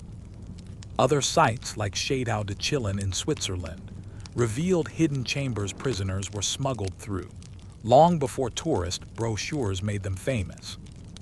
You picture yourself lighting a torch and stepping into one of these passages. The air is colder underground, damp and thick with the scent of earth. The walls drip with condensation, your footsteps echo strangely, and the ceiling seems to lower with every step. You realize just how terrifying and useful such a tunnel would be during a siege. Here's a quirky tidbit. Some tunnels weren't just for escapes. They were also for sneaky entrances. Chronicles tell of raiders tunneling beneath castle walls, emerging inside like rats through pantry holes. One legend insists that a castle in Wales fell because attackers crawled through the latrine shaft. Imagine being the knight assigned to that mission. All right, Harold, climb through the toilet and open the gate from inside. Medieval heroics didn't always smell of glory. As you creep deeper into this imagined tunnel, you can hear the distant thunder of siege machines above, the boom of trebuchets, the crack of stone against stone. Every rumble shakes dust loose from the ceiling. The tunnel suddenly feels alive, as if the earth itself is groaning. And you think, if you were a lord trapped in your own keep, would you trust this narrow vein of stone to lead you to freedom? Or would you risk the flames above instead? Historians still argue whether some of the more outlandish tales of tunnels are true. Did every castle really have an escape route? Or are many of the so-called tunnels later additions, or even natural caves co-opted into legend? The debate continues, fueled every time a new castle excavation uncovers yet another hidden stairway or bricked-up door. For humor, let's imagine what medieval architects sounded like when pitching tunnels. Yes, my lord, your great hall will be most impressive, but how about we add a poop chute that doubles as an emergency exit? And the lord, stroking his beard, replies, brilliant. Make sure it's wide enough for me and my horse. Practicality met absurdity often in medieval design. And yet, tunnels weren't just legend. In Nottingham, England, there's literally an entire honeycomb of caves and passageways beneath the city, some leading to Nottingham Castle itself. The stories of Robin Hood using these tunnels to sneak in and out may not be completely true, but when you see the real stone corridors twisting beneath your feet, you understand how easily myth rooted itself in reality. You run your hand along the damp wall of the tunnel you're imagining now, feeling the rough grooves where hands before yours once scraped in panic. You picture a fleeing noble clutching a torch, dragging a chest of gold behind him, tripping over rats as he stumbles toward freedom. Above, his household burns. Below, he whispers desperate prayers that the tunnel doesn't collapse. Here's another quirky tidbit. Some castles had murder holes built into their tunnels. If enemies ever discovered and used them, defenders could rain boiling oil, rocks, or even beehives down shafts onto the unlucky intruders. Yes, beehives. Nothing says medieval warfare quite like being stung while crouching in the dark. Historians still argue about whether some legendary secret rooms, like those said to hold alchemists, laboratories, or even buried treasure, ever existed. Excavations often find odd bricked-off chambers, sometimes empty, sometimes filled with discarded tools or bones. Were they storage, prisons, hidden worship spaces, or simply unfinished construction? The truth is frustratingly elusive, but the myths refuse to die. Now imagine this. You finally stumble out of the tunnel's mouth into the open night. The air is fresh again, filled with the scent of grass and freedom. Behind you, the castle still roars with fire and war, but you're gone, vanished like a ghost into the countryside. For a medieval lord, it would have felt like divine intervention. For us, centuries later, it feels like proof that legends weren't just bedtime stories. To lighten the mood one more time, picture a medieval kid sneaking into the family's secret tunnel with a candle, only to get hopelessly lost. Hours later, he emerges not in a romantic field, but in the castle's kitchen, covered in soot. "I discovered a new passage," he declares proudly, while the cook rolls her eyes. Kids, it seems, were born to explore and annoy. The point remains. Many myths of secret tunnels turned out true. Not every castle had them, not every story holds, but enough real passageways exist beneath Europe's fortresses to prove the legends weren't merely drunken exaggerations. They were the hidden veins of stone, the last lifeline of lords, the silent hope carved under the weight of war. And as you stand there in the moonlight, staring back at the looming shadow of the castle, you realize something. The stories you grew up hearing about knights, sieges, and hidden tunnels weren't entirely fanciful. Some of them were stone-cold reality, and you've just walked through it, torch in hand. You leave the castle and its secret tunnels behind, stepping onto a narrow dirt path that snakes through dense forest. The moonlight filters through the branches, flickering over moss-covered stones, and the air smells faintly of damp parchment and smoke. Somehow, you know you are not yet done with the secrets of the medieval world. In the shadowed glade ahead, a building emerges, stone, tall and imposing, yet with a quiet reverence. The windows are small, shuttered, the door heavy, carved with arcane symbols. You have stumbled upon a library. Not just any library, but one of those hidden troves of knowledge, whispered about in legends. Forbidden books, manuscripts bound in human skin, or so the stories claim, and texts that chronicled strange sciences, alchemy, astrology, and the occult alongside theology. For centuries, historians thought these hidden libraries were little more than fanciful tales. Who could believe that, amid the monasteries and the halls of kings, secret rooms contained scrolls of knowledge deliberately concealed? But archaeology, Careful study of medieval inventories and recovered manuscripts have proven otherwise. These libraries existed. The mainstream fact: medieval Europe had a vibrant culture of manuscript preservation, copying, and secretive scholarship. Monastic libraries were carefully guarded, but in addition, private patrons, scholars, and some eccentric alchemists maintained collections of texts forbidden by prevailing religious authorities. These texts often contained early scientific ideas, knowledge of medicinal herbs, astrological calculations, and even political treatises that could be considered dangerous if misread. Many were hidden behind false walls, under floors, or in locked rooms accessible only to those deemed worthy or sufficiently brave. Here's a quirky tidbit. In one German castle, excavators uncovered a small chamber beneath the floorboards, filled with manuscripts describing recipes for invisibility potions, rudimentary mechanical devices, and instructions on summoning spirits. Historians were initially skeptical, calling it fantasy. Yet the handwriting, parchment, and ink all dated reliably to the 15th century. Someone, probably a curious scholar or eccentric noble, had devoted serious time to crafting these works.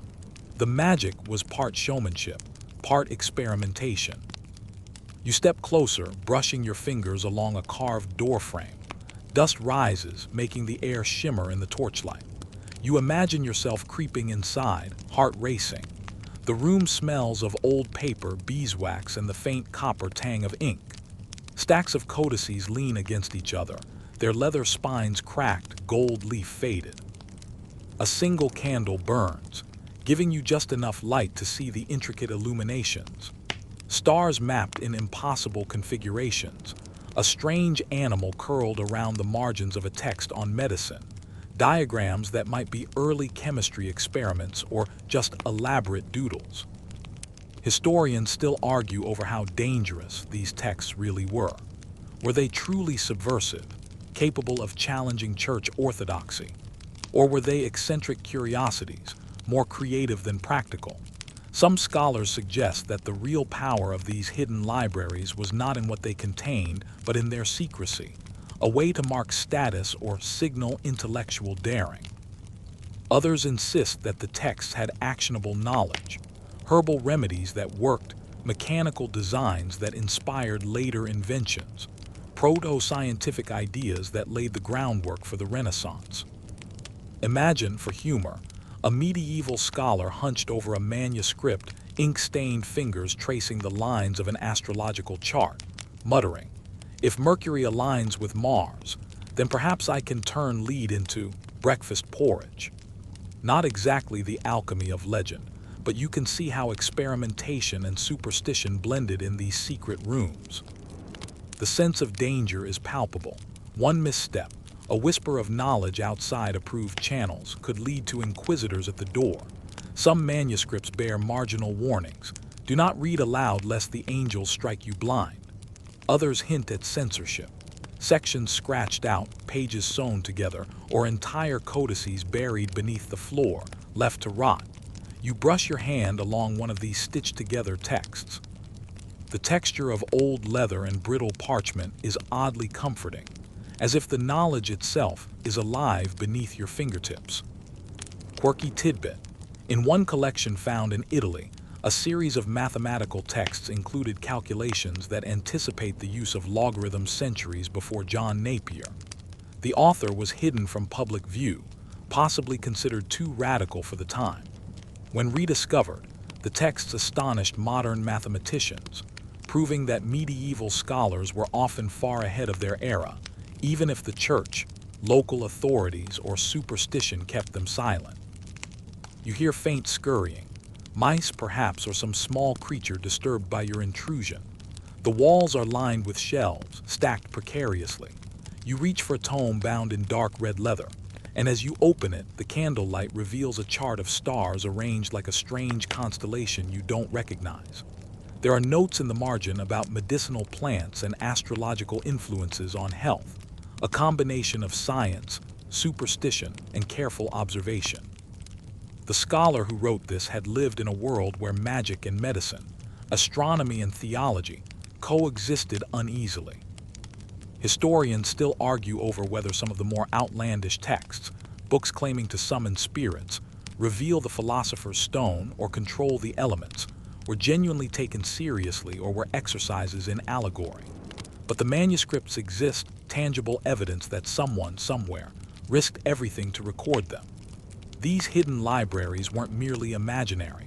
They were the silent voices of curiosity, rebellion, and the pursuit of knowledge in a constrained world. Another quirky image. A scribe once noted that certain herbs, if combined under the right lunar phase, could reveal hidden truths. You can picture him carefully timing his experiments, rolling the dice of superstition and science, waiting for the moon to rise as he records results. Some worked, some didn't. But centuries later, those experiments are still whispering across time in the margins of faded parchment. You step back from the shelf and realize how vast the room is. Corridors branch into smaller chambers, each containing its own trove of codices and scrolls. Some are labeled medicine, others astronomy, alchemical secrets, and one faded parchment simply says, "Do not touch, for madness follows." The sense of wonder is overwhelming. Every manuscript could hold a discovery, a cure, or a philosophical idea lost for centuries. Imagine the lives of the men and women who created and protected these libraries. They were often scholars, monks, or nobles living in quiet obsession, risking censure or worse to preserve knowledge. For them, the thrill of discovery outweighed the fear of punishment. Their work is still speaking to us, whispering across centuries, insisting that the medieval world was far more intellectually complex than we often give it credit for. You leave the candle behind, the books untouched, but you carry the sense of wonder with you. The hidden libraries of forbidden knowledge were not myths. They were real, hidden, dangerous, and astonishingly inventive. And as you step back into the moonlit forest, you realize that the medieval imagination, constrained by faith and fear, could also reach to the stars, through secret corridors, marginal notes, and books that survived against the odds. You step away from the hidden library, the cool night air brushing against your cheeks as you leave behind the flickering candlelight and the scent of ancient parchment. The forest stretches before you, shadowed and silent, yet alive with the faint rustle of leaves and the distant cry of an owl. You feel the weight of centuries pressing softly against your senses, the echoes of battles, plagues, sieges, and secret knowledge. You realize that everything you've seen tonight, every legend, every myth you once thought impossible, has been walking quietly alongside reality, waiting for you to notice. The myths that were once dismissed, secret tunnels under castles, bizarre armors, plague doctors' masks, hidden libraries, and unstoppable siege engines, aren't just quirky curiosities. They are the veins through which medieval life pulsed, the veins of stories that shaped politics, fear, technology, and culture. You trudge onward, feeling as though the path beneath your boots itself might be a legend in disguise. Mainstream history teaches us that Europe's story is built on chronicled events, wars, and kings' decrees. Yet, what you've seen tonight shows that it is just as much a story of the improbable, the fantastical made real. Remember the knights buried in odd armor, or the tunnels snaking beneath formidable walls. And think of the plague doctors clawing their way down streets in beaked masks, or the secret libraries that held knowledge too dangerous for the common eye. Each of these stories was once written off as exaggeration or fancy, only to be confirmed by careful digging, excavation, and scholarship. Legends weren't lies, they were breadcrumbs. Here's a quirky tidbit. Some of the myths you followed have reshaped not just our understanding of history, but culture itself. The stories of plague doctors, for example, now appear in Halloween costumes, video games, and graphic novels. The legend of the hidden tunnel inspires escape rooms, movies, and novels, and those monstrous siege machines. Modern reenactors build functional trebuchets for competitions, hurling 100-pound boulders for fun, proof that myth can leap from parchment to play with startling accuracy. You hear a distant clatter, your imagination, or perhaps a wandering deer stepping on dead branches, but it reminds you of how human perception of myth has always worked. Medieval chroniclers, whether for political leverage or storytelling flair, exaggerated events. A single soldier's act becomes a tale of heroism, a tiny tunnel becomes a labyrinth, a modest machine becomes a monster. But beneath the flourishes, truth persists, often stranger than fiction. Historians still argue over how much these legends influence society. Did tales of impossible engines push engineers to create bigger, more efficient siege weapons? Did whispers of hidden knowledge spark the intellectual curiosity that eventually ignited the Renaissance? Some insist these myths were mere entertainment, escapist stories to comfort peasants and noble alike. Others argue they were guides, moral lessons, and subtle blueprints for innovation. Either way, their influence is undeniable. Picture for a moment standing in a medieval market. You see a man telling the story of a siege where rocks flew like thunderbolts. Children tremble in awe, adults shake their heads, half fearful, half incredulous. And yet in the following year, engineers build bigger trebuchets, inspired or terrified by the legend. Stories, like seeds, grow in the fertile soil of human imagination, sometimes bearing fruit in the real world. You pause, sensing the forest around you pressing close, the smell of pine and wet earth grounding you. Think about the knights again, buried under strange armor, silent now, yet still shaping our image of chivalry. Recall the secret libraries, where scholars' hands traced forbidden texts that centuries later illuminate ideas we take for granted. The myths of the medieval world weren't merely entertainment. They were templates, blueprints, whispers from the past guiding the future. And humor, of course, survives too. Imagine a medieval scribe arguing with a monk over whether a dragon belonged in the illuminated margins. It breathes fire, one insists. It does not exist, the other grumbles. Centuries later, we smile at their argument, but the point remains. The mythical informs the real, and the tension between belief and skepticism is as old as storytelling itself. You trudge onward, the stars overhead winking down as though privy to every tale. Every legend you've explored tonight, the monstrous engines, the knights, odd armor, the tunnels, the libraries, and yes, the plague doctors, has one thing in common. They were once thought impossible, yet proven real. They blur the line between myth and history, teaching you that human perception is often the most interesting part of the story. Imagine a historian hundreds of years later unearthing these same myths. What would they make of our present? They'd likely marvel, wonder, and misinterpret just as we do. And that in itself is comforting. It reminds you that myths evolve, truths are uncovered gradually, and stories, no matter how exaggerated, carry power across time. And as the path stretches ahead, you realize that the legends you followed tonight didn't just tell the story of knights, sieges, and scholars. They reshaped history, guiding inventions, inspiring fear, provoking wonder, and reminding humans to question the impossible. Every whispered tale, every chronicled exaggeration, and every confirmed myth was a thread woven into the vast tapestry of the medieval world. The wind rustles through the leaves, carrying the faintest hint of candle smoke and parchment. You smile, knowing that the myths you've traced tonight are not simply bedtime stories. They are proof that history is stranger, richer, and far more magical than any single chronicle could capture. The forest around you softens as the moon dips lower, shadows melting into gentle darkness. Your footsteps slow, brushing over moss and fallen leaves, each crunch fatting until it is almost silent. The world seems to exhale with you, a deep, slow hum, as if the centuries themselves are settling down, letting their secrets rest once more. You feel the cool night air kiss your cheeks and tug softly at your cloak, carrying the faint sense of damp earth, old parchment, and distant fire. The knights, the plague doctors, the hidden libraries, the secret tunnels, they are no longer figures of fear or impossibility. They are companions now, shadows at your side whispering faint tales of lives lived, of curiosity and courage, of human folly and brilliance. You can almost hear the echo of a scribe's pen scratching across parchment, the distant clang of swords striking armor, the soft creak of a door opening into a long-forgotten chamber.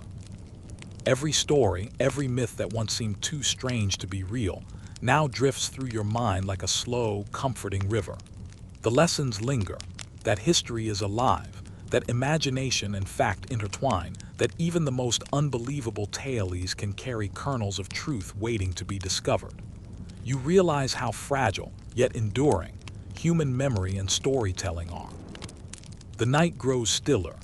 The stars twinkle faintly, as if nodding in agreement, while the forest exhales a final, gentle sigh. You feel your own breath slowing, your heartbeat easing into the rhythm of the past, present, and the quiet mysteries of what came before. Now dim the lights, maybe turn on a fan for that soft background hum, and let yourself drift. Let the whispers of history carry you through the night, safe, calm, and entirely enchanted by the strange, beautiful, and true stories of the medieval world. Sleep well, the myths will be here when you wake. Sweet dreams.